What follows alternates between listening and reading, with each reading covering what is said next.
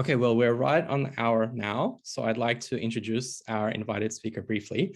When I learned that Constance Steinkuehler would be speaking at our conference, I was thrilled.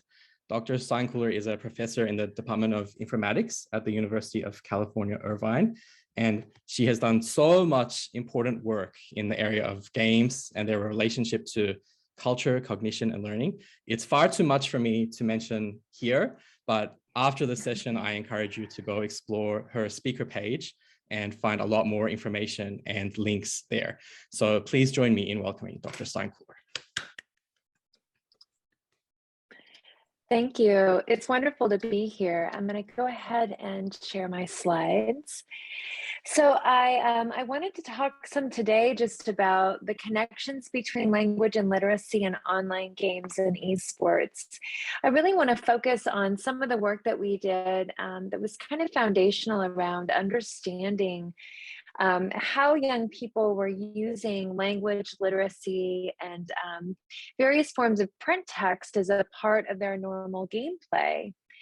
So, to begin though, I want to start by just talking about the games industry generally. For most of us, unless we're actually engaged in gaming or our children are or our students are, we sometimes, it's very easy to sort of miss just how big games have become. Needless to say, in Korea, Korea is such a cultural exporter of so many trends, including esports and games, that for many of you there, this is hardly a topic that's new to you. But just a little bit of background. I mean, I would argue that right now we really are in this golden age of games. Because of the rise of mobile in the last 10 years, you see a real diversification of the audience of game players. And we also see that because the tools to make games and the distribution channels have now really been democratized.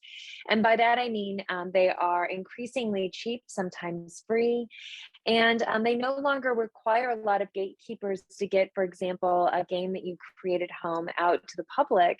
Because of those dynamics, we have a really rich sort of ecosystem around games, a very big indie scene, and not just merely these large AAA companies at the center. So what that means in terms of games is that, we'll talk about, sort of games writ large in here, particularly in online games. The truth is that games are incredibly diverse. They're as diverse as television or film. So now not only do you see games that are, the first person shooters or sports games, what we typically sort of stereotypically think about in terms of games, but we also see some really novel titles like, who would have ever thought that a game like Minecraft that was, really just digital Legos would become such a long-standing, massive empire of a game on the market. Or take a game like This War of Mine, a game made by independent developers. And this, rather than looking at war from the perspective of the soldier, it deals with the aftermath of war and what it means to live in a war-torn country. Or finally, another wonderful example is Never Alone. This is this game hit the market and got rave reviews. It came out on PS4 originally, I believe. But what few people know was that, this game was originally a game intended to be educational. In fact, it was created by a studio called Eline Media, run by Alan Gershenfeld. And they actually did, it was a 2 or 3 year collaboration with one of the indigenous tribes in our northern Alaska territories. And the tribe was very concerned about the idea that their younger generations were no longer interested in, or they were worried they were no longer interested in their own indigenous language and indigenous culture and practices. So they decided to collaborate to make a game that might appeal to their young people and also sort of capture some of the ethos of their culture and community. Well, when it was released, it was this huge breakout title. Everyone loved it. And very few people knew that it was actually intended to be a game for impact. So my point being that now we have this marketing games where serious games that are intended to be educational are intended to have, impact in some way. Maybe it's on health, or maybe it's on education and understanding. Maybe it's actually out there to try to, to do things like change our minds or, create more socially connected individuals. Those games are now just an integrated part of a very broad market. And that overall market is booming. Games now out-profit and outpace even television and film. In the United States alone, we have about 215 million players, and these are statistics from before the pandemic. During the pandemic, we saw this massive rise in gaming, especially online gaming, because it was such a vital way for young people to stay connected to their friends, to do the kinds of important social work that kids need, especially middle school and teenagers. I also like to remind us, that while some of us may not game, the truth is that there's this long-standing generational divide, and my age group seems to be sort of the marker between an older non-gaming generation and a younger generation that grew up on games. Overwhelmingly, these are United States statistics, but while about half of adults play in my age or older, it's basically all teens, all kids game. And I should say now that games have been stereotyped as predominantly a male, a pastime for boys, and that's simply not true. Males and females, boys and girls play different titles and have different play preferences, but certainly both genders play at near complete saturation. So, the last decade, so that's great. The games market is big. Kids are very involved. Your own students are very involved in games. But of course, what does that have to do with anything around literacy or learning?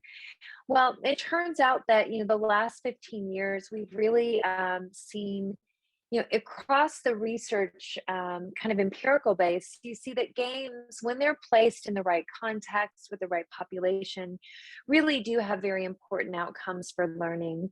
Everything from, thinking about visual acuity and attention, so the ability to regulate attention and improve vision, all the way over to, a historical understanding and scientific reasoning. We have games now that specifically target literacy. I'm sure many of you are familiar with, especially early language literacy games, and even casual games that are intended to be commercial, that actually they found are kind of ameliorate stress and depression. So there's a lot of different ways that games have positive impacts. And it's funny, this always seems to surprise us, even when it probably shouldn't. When you think about the role of play, games are just a structured form of play. And when you think about the role of play, play is really the fundamental form of learning. This is how all mammals, in fact, multiple species, learn how to engage with the world, is through play. We do it as a way to bond with our youth and our offspring. Young children, their natural inclination, regardless of language barriers, engage and play with one another. And of course, it's the primary way that families bond. So play is at the heart of learning and always has been. Games are just a subset, a certain type of play. Of course, games have certain affordances too, and those affordances actually themselves are efficacious for learning. But first and foremost, as educators, they're great affordances just in terms of being able to use them as a tool for learning. So first, there's just the sheer popularity of games. Interactive media are now, kind of par for the course and the norm. You now see games become blockbuster films and blockbuster films become games. Two, games at heart are models and simulations. So, you can, in the same way that you can build a model of history, a model of the atom, a model of human anatomy, if you have a model of it, you can gamify it by adding roles and goals. Number three, games give you a lot of really interesting data. And one of the things that's so exciting about the kind of data exhaust that comes out of games is that, instead of having to do sort of summative assessments at the end of a learning experience, when your learning experience is a piece of interactive media, you can do assessment that's formative the whole way through. You can actually look not just at like what they learn on a test afterward, but you can look at what they're doing in problem solving, how they're doing it, and even look at their failures and mine their failures to make better sense of what they know and understand. So it's a really exciting form of assessment because you get such rich data streams and because you can put students in an environment where they're solving real problems in a real world way, albeit, in silico, as they say, or virtual. Of course, those data streams too mean that you can do a lot of feature testing or A/B testing, and you can also start to personalize some of the experiences, which is very exciting. Number four, they're very cost effective. So I've worked with the government in the past, in various ways, and games are certainly, once you develop the game and can support it in many ways, it can be a lot simpler to do updates, a lot cheaper to maintain in some ways. But fifth and finally, I would say, and this is really at the heart of what I want to talk about today, I would argue that games, one of their most compelling affordances for learning, is simply the fact that they are such great architectures for engagement. And by that, I mean that games are built to capture your attention, your joy, your interest, and to maintain it over time, even when you scale difficulty up to levels that you would anticipate most of the audience would drop off. What you find is the opposite. In fact, most players stop playing a game only when they will tell you literally they stop playing a game only when they actually no longer have anything to learn. So in that way, game really captivating. We think a lot about addiction problems with games, but we never talk about addiction problems to textbooks or other forms, right? So this sort of capacity to capture our attention and engage us over the long haul is part of what makes games so interesting as vehicles for learning. And I would argue that interest matters. If there's one point I want to make today, it's really that, interest actually plays a fundamental role in learning. Oftentimes in our formal classrooms, we forget this because we can, because our students are there, because it's mandatory, they have to be in school. And so interest isn't something that we oftentimes, if we choose not to engage, we really don't have to. And yet I hope to convince you, hopefully, of why engaging interest is so vital. And so let me walk a little bit through some of the work that I've done in the past on literacy. It's one of the topics that is really important to me in my upbringing. So, my early work, I really started looking at what were the global dominant titles globally at the time in online games. And I was very interested in, if young people are playing, especially playing online with others, what are they getting out of it and how does it connect to school, if it connects at all? So one of the first titles I picked up was Lineage 1, which is this really 2D pixelated, it looks so simple now. But Lineage 1 is a game out of Korea, was a mass global hit at the time. And its subsequent title, Lineage 2, was its 3D high fidelity version. In fact, now you can play it on smartphones. And then from there, sort of started doing some very foundational work on World of Warcraft, which to date still remains one of the global dominant titles in terms of virtual world games that have a persistent world, rather than say just an arena where you do battles. Here you have a world that is persistent over time and you can log into, and there are regulars. But across these games, I did, when I first got into studying games, I did this very long ethnography, trying to understand, there was really no research at the time around games and what kids were learning from them. And so I needed to step back and understand, what are sort of the intellectual practices kids were engaged in games? What is the intellectual life of games, especially these kind of online socially shared spaces? And so, found out a lot of interesting things with this ethnography, some of which, after finishing my dissertation and then moving on to being faculty, I was able, with the help of MacArthur Foundation and other funders, to really start doing some dialed in, sort of more close empirical studies of certain topics like problem solving and literacy, scientific reasoning, computational literacy, etc. So I want to talk a little bit about some of this work. I'll talk about an after-school club we created as well, but I want to stick particularly on digital literacy practices since that's such a part of this community's work. So just I want to walk through sort of how this line of inquiry came about and just sort of talk through some of the surprising findings that we ran into at the time. But to start, I want to go back and tell you a story about, some of the games that we were studying. So, I go in, when I first started studying games, I had never really played a video game before ever. I played in arcades, maybe Miss Pac-Man, but I was not a big gamer. So when I first started studying games, it took me a while to get used to it. And then it took me a good year simply to be enmeshed enough in the community to have informants and to have an understanding of what kids are really doing in these spaces. And I was really taken by the ways in which kids were using print literacy in really novel ways in the game, and also around not just within the game, but also in related paratext or game sort of websites and database-backed resources online, like what they were actually doing. They were doing a lot of research around games. They were doing things like, impromptu stand-up poetry inside the games, which is hard to believe. So there was a lot of really novel literacy practices. And at the time in the US, there was a really big scare that there was a report that came out called the Reading at Risk report, and it was showing that kids were actually that reading was on a massive decline among young people.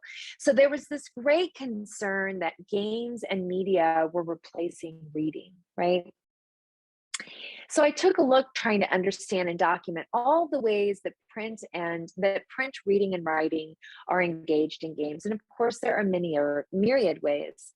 Let me give you an example of what just one of these looks like. And this is fan fiction, which is literary work written in the same world as the game, typically about various game adventures, etc. It's one of my favorite topics because having worked in classrooms, I really work mostly with teens, and having worked in classrooms, getting kids to want to write their own creative short stories can be really challenging sometimes, especially for my male students.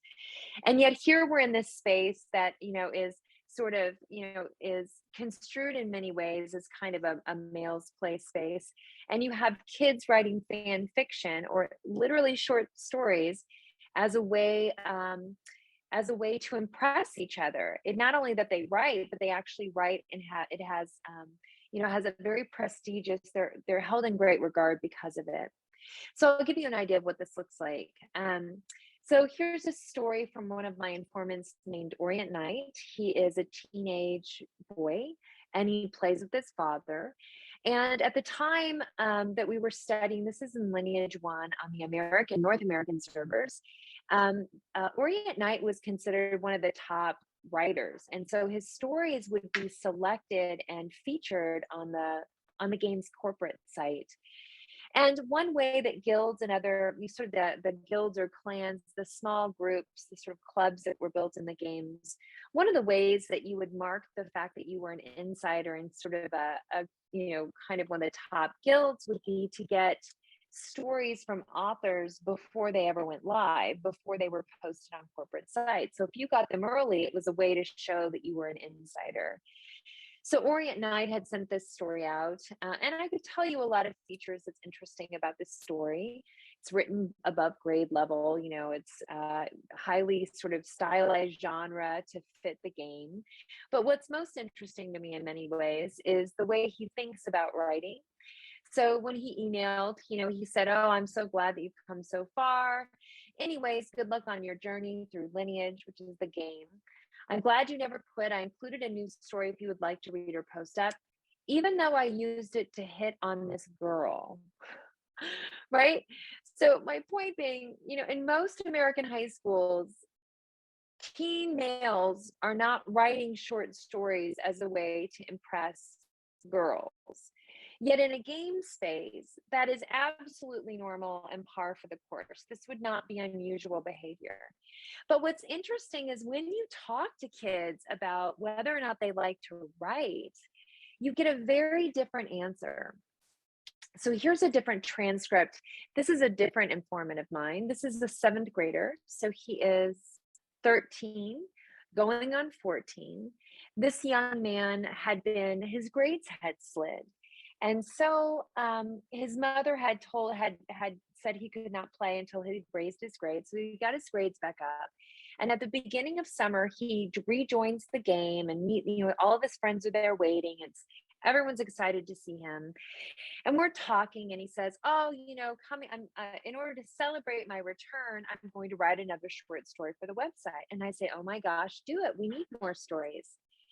And this young man says, "Of course. In fact, I planned it. I got the perfect story idea the other day when," and then he goes on and goes on and on and on about the motivation for his story. And then he says, "It's called An Old Knight's Tale. You'll see it within the next 2 to 3 months."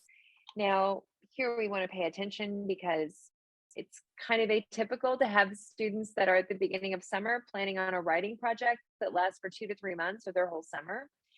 And I say, "Wow, do you like to write in your spare time?" And his response is, "Well, nah, I like to play this in my spare time." So what's my point? My point is that when you ask them, when you try to connect it up to school, when you try to say, "Oh, you like to write," they'll say, "No, no, no, no, no, I'm just playing the game." When I've seen students who are doing like building models, trying to understand the game mechanics and mathematizing the models, I'll say, "Do you understand that what you're doing is basic science?" And they'll say, "No, no, no, no, I'm just trying to cheat the game." There's this resistance in many ways. And maybe it's because a feeling of not wanting school to colonize their play space. I'm not sure, but there's this real feeling that, kids really sort of don't recognize how school or how the things we do in our classrooms are part of the very worlds in which they most feel at home, most value, and choose to do in their free time. So, if we say that there's this constellation of literacy practices that goes into games, I guess my point is that one is that they're a natural part of everyday gameplay, just a part and parcel of games. They're interest driven, which makes them very intriguing to think of in terms of a literacy intervention. So that was part of the ethnography. Once we had some support, some resources to be able to do some closer empirical studies, we decided to step back and ask ourselves, if whether or not the kinds of behaviors in writing and reading that we were seeing in games, whether or not, it's one thing to say that they're reading a lot of text or writing a lot of text, but the next question is, what kind of text and what is the quality of that text, right? Because those things matter. So we put together our first study, and we decided to go and we chose roughly a sample of roughly half were experts and half were novices. And we had them give us a long list to exhaustion of all of the resources that they used as part of their game. And then we went through and analyzed them to understand what kind of reading and writing are they doing in these texts related to the games. And what we found is that the majority of them are expository text. Certainly there's posting on discussion forums. Fan fiction, the story I just showed you, would be this yellow small 7%. So you have this majority is really expository text, which is someone in literacy, of course, expository text also tends to be the harder text to read for kids. So that's interesting. But then we started looking at the reading level. And what we found was that the reading level was at 12th grade. So that would be, basically 18 years of age. and is a good 4 grades above what most US American papers are written at. So a 12th grade reading level seems fairly exciting. Then we took a look at the academic words that were in it and did a lexical analysis.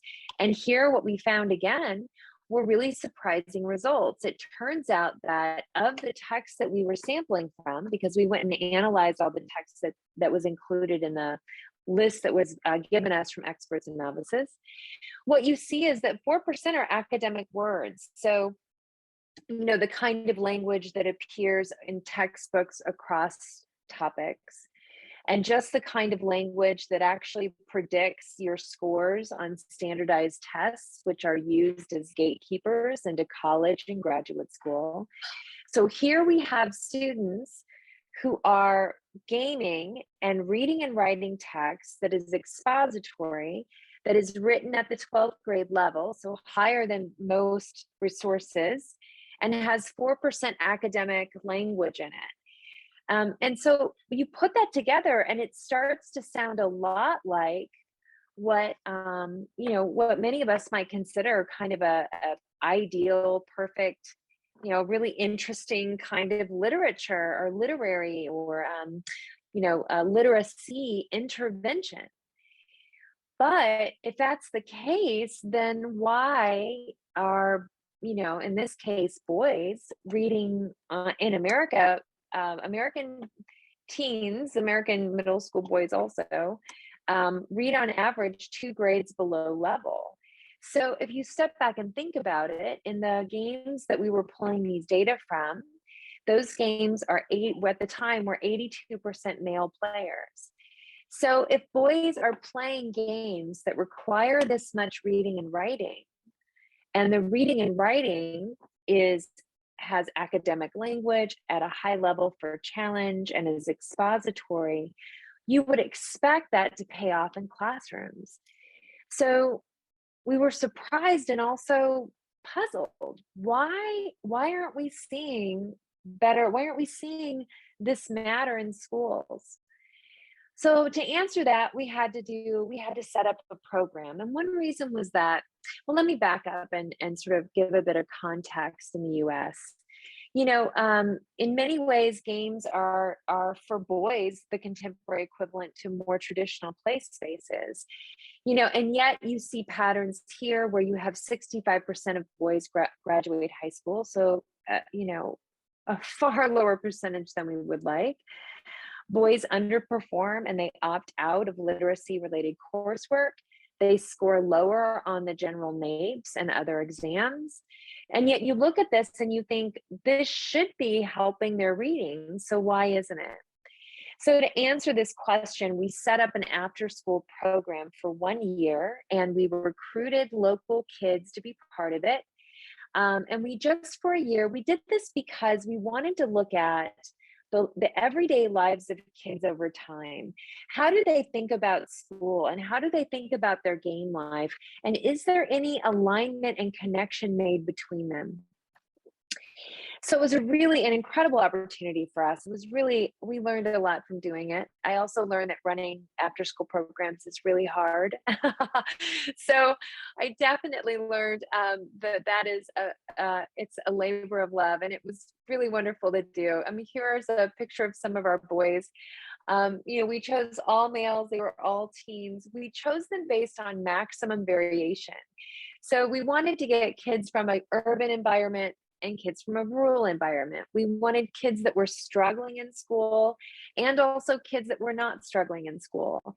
That meant that we also had about half of them were struggling readers and the other half were not struggling readers. And that becomes important in a minute when I talk about our study. So here's a picture of that same group as we game together online in our very fanciful costumes. So we really wanted to look at them over this time. And again, as I said, half were struggling readers and half were competent readers. So, remember, we knew some things about the kind of resources that they were using in games. And for the kids that were in our program, we watched them ethnographically over time. So we were watching what they were reading, what they were analyzing that, and then how were they using their readings in their gameplay. and what have you. And what we started seeing was that they were, we knew, we also met with their teachers, we visited their schools, we got their textbooks, we looked at their literacy assignments and other assignments. We did a full study. And one of the things we saw was that, kids in our program were reading text that was way above what they should have been able to read and understand very well. And yet we knew they were understanding it because we saw them use the text and implement it in their gameplay afterward. So we were really puzzled by this because even though half were struggling readers, they were all doing fine in terms of reading with comprehension. So we decided to try to figure out why this was the case. And our first attempt, we did this study where we thought, okay, let's go and get text directly from your textbooks and text directly from the game resources that you're using. And we're going to choose text carefully so that it matches your current reading level. And then we're going to look at how you read it and what strategies you use to read. We were kind of coming with this idea that you must be reading text differently or doing something differently with the way that you're reading. So we set up the study, we gave them the QRI reading assessment, and then we did a couple measures to look at prior knowledge on the topics that they were reading on, and to ask them about how well they liked reading, how confident they were in their reading. And then we had them read passages from school text and from game text out loud to us. And we took careful, read aloud notes. We noted all of their self-corrections. We noted every mistake they made and what kind of mistake they made, and did this sort of reading comprehension work with them. And then finally, we actually gave them a reading comprehensive test that was based on both the game text and the school text to see how well they understood. So we ran the study. Here are some of the materials we used. So here's text that was used from their game websites that they were on. And here is text, same reading level, that was from their school textbooks. So what did we find? Well, again, remember, half are reading at level and half are reading below level. What we found, this was up to 5 grades below level as well. What we found, though, was that there were no significant differences whatsoever in the accuracy of their reading, school versus game text. Now, this was puzzling, right? Because here we saw they were reading text that was far harder than their diagnosed reading level and understanding it. So what's going on? Because we're seeing behaviors here that don't match this. So we thought about it and we thought, well, what are we not getting here? And we realized, well, among other things, we had artificially controlled the reading level of the text because we thought we should level it all to match the diagnosed reading, right? That seemed logical. And we thought, well, what happens if we don't level the reading? So we decided to bring them back in for one more study. And what we did this time was we said, okay, each of you give us 3 topics that you want to read more about in order to do something in the game. So they gave us the topics. Then we scrambled around and found text on the game website resources that they were using that were at least 12th grade reading level, that had at least 4% academic vocabulary. We made sure they were at least 2 grades above their diagnosed reading level because we wanted to see what they would do when the text was more challenging. So we reran the study, ran them all through it again, and here's what we saw this time. Now, suddenly, remember, the app, because of the way we set the text up, the way we chose the text, the average reading level was 13th grade. The average delta or difference between the students' reading level and the text level was 4.5 grade reading difference. So we gave them really pretty challenging text, or it should have been challenging. But what we found was that students were actually reading up to 8 grades above their head when they were allowed to choose the topic around the game they were playing. This is to say that when you looked at the struggling readers and the competent readers, all of the struggling readers basically looked like competent readers when you saw what they were doing with this really hard text. And now remember, the first study, we did a games text. And the second study, we did a games text. So suddenly we were like, what is happening? Because it can't be because it's a game text, right? I mean, they're both game texts. So what's happening here? Well, here's what we saw. Um, when we opened up the transcripts of the readings, the second study where we let them choose the topic, what we saw was really interesting. So in the first study, when it was game text that we chose, what you saw was a self-correction rate of 17%.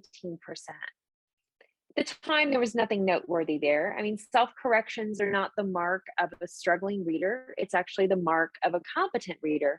Everyone reading challenging text, unless you read text that's overly simple, and then you probably need to up your game.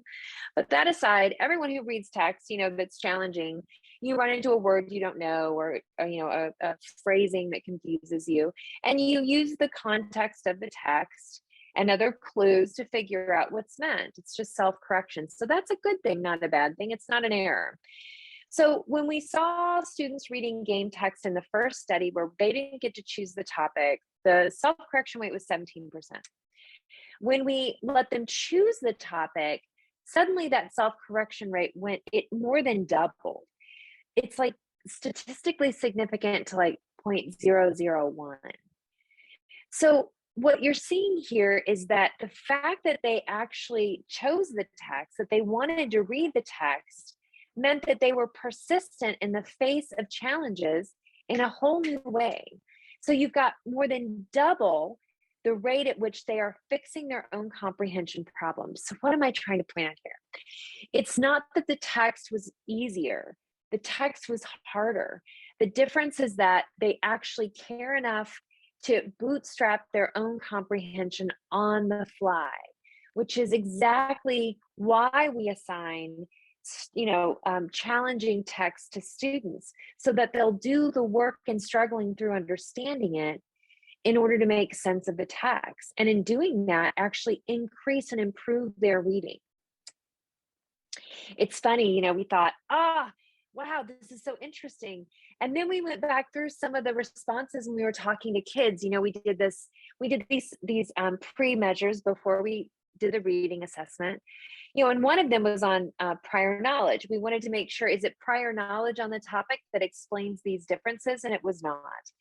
When we looked at the questions we asked them about self-efficacy and reading and literacy, we had some really interesting answers. Like, here's Mark, who's an 11th grader. He's reading at the 6th grade level.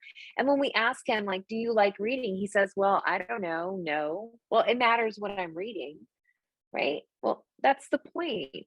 It matters what they're reading. It matters whether or not they care about what they're reading. So my point being that, I consider myself a games researcher and an educator.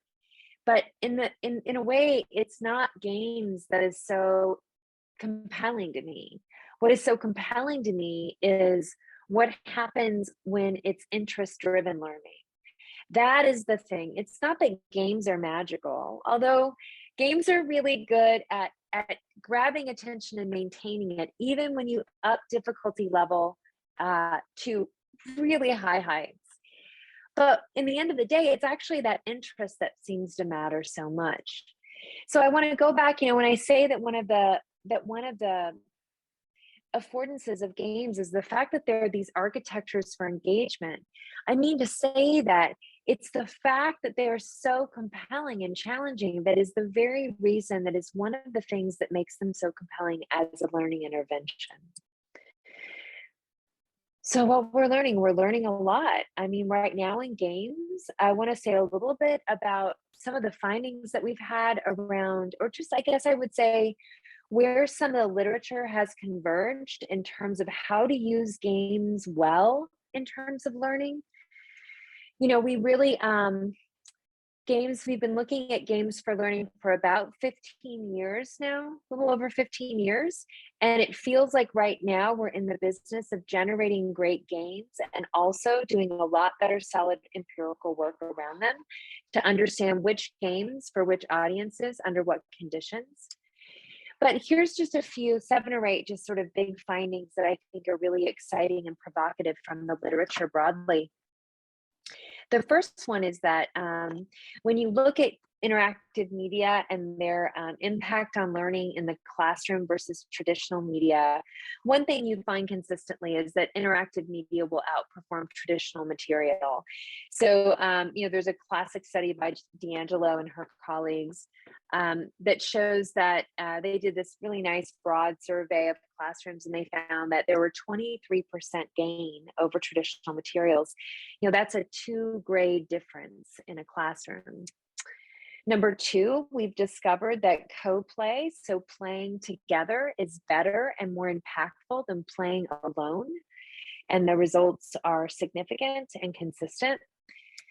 Number 3, this is a graph from a really interesting study looking at intrinsic versus extrinsic gameplay. And by that, intrinsic gameplay is when the content to be learned, or the skill or the strategy to be learned, is literally the game mechanic.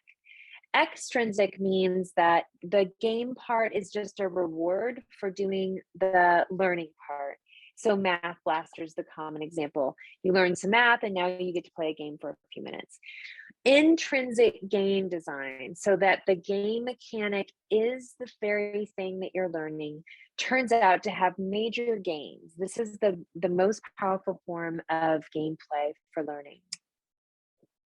Number 4, we know that games are really powerful when they are surrounded by what we call paratext, just the kind of literacy work that I was talking about previously, where it's not just the game, but it's other materials around it. And in a classroom, that's curricula, activities, discussion, debriefs. Number 5, and this is a really exciting one, it turns out that across different genres, even when the games have absolutely no intention to teach language, you get language learning for free. And I probably have, this is the one audience that I don't even have to explain that to, right?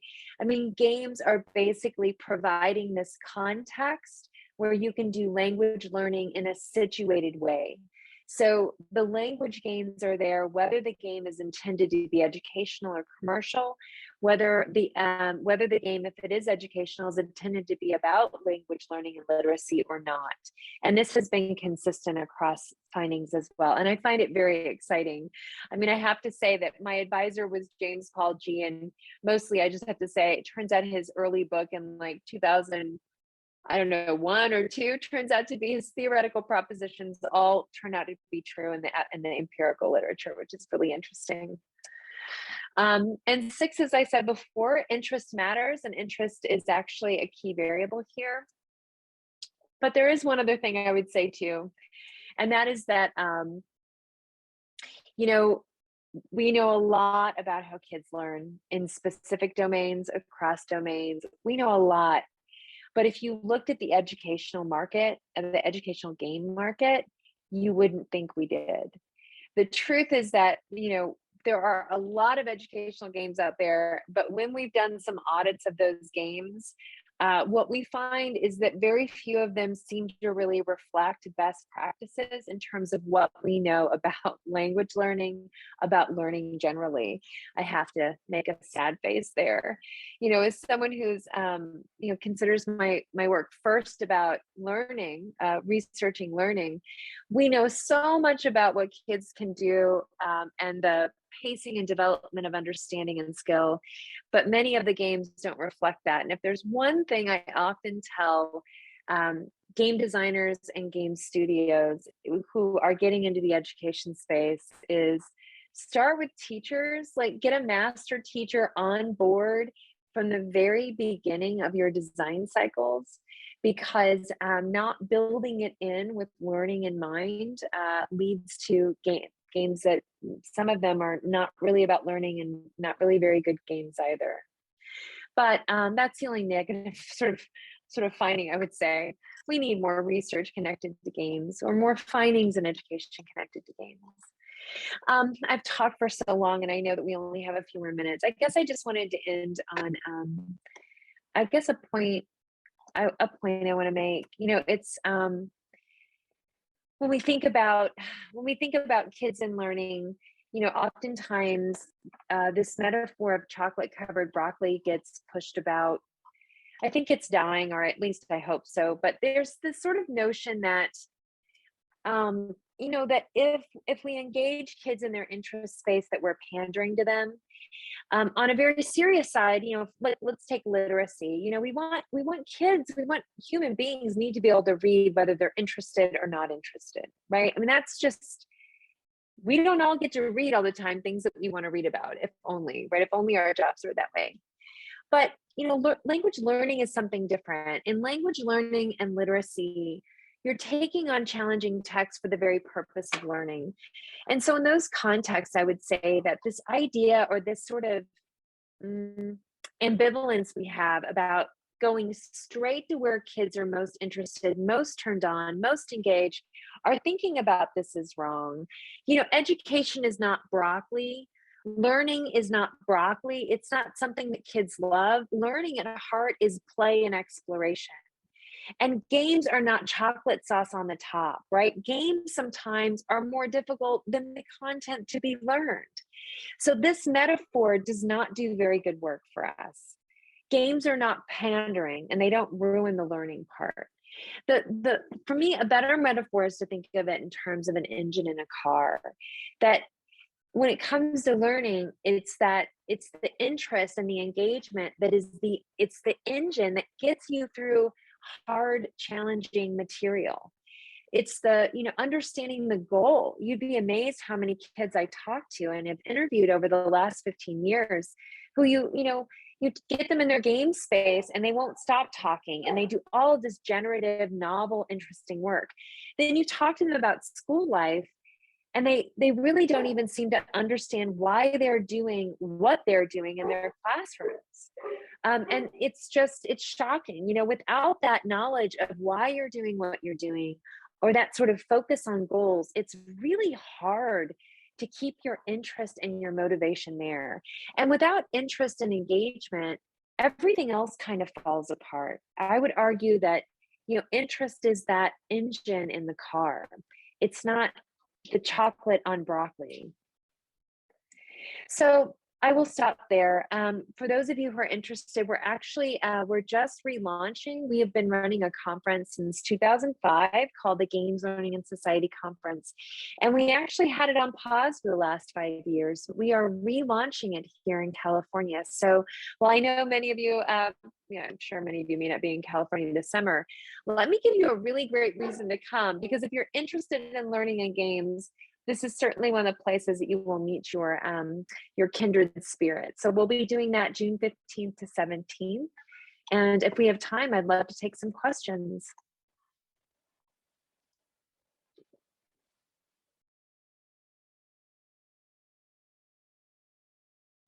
We certainly have a couple of minutes. Are there any questions?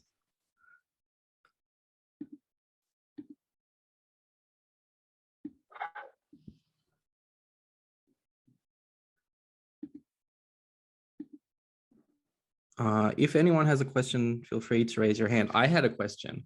I've found it really difficult to get a lot of teachers and school structures to move away from that chocolate covered broccoli understanding of games. In the context you're aware of, have you seen successes in school systems developing better new understandings of games?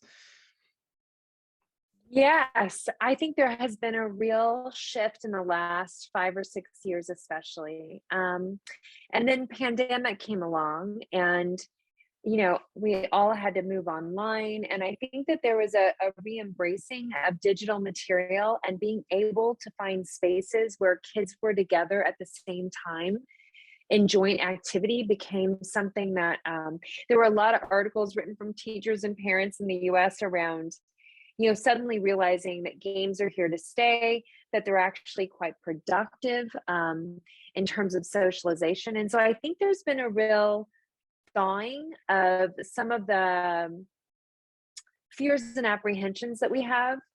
I would say too, different countries have different concerns. Like in the US, it's typically been a concern about gun violence because we struggle with gun violence, and there are we have problems with school shootings that terrify the public. So there's a constant sort of struggle to understand why.